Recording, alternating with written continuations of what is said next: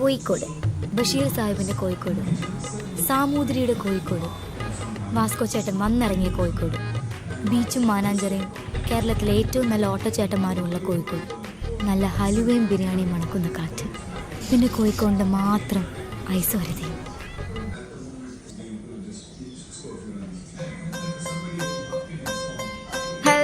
തേനൊഴുകണ കോഴിക്കോട്, കടലമ്മ മുത്തണ കര കോഴിക്കോട്, അലുവ മനസ്സുള്ളൊരീ കോഴിക്കോട് വേണേ കണ്ടോളി.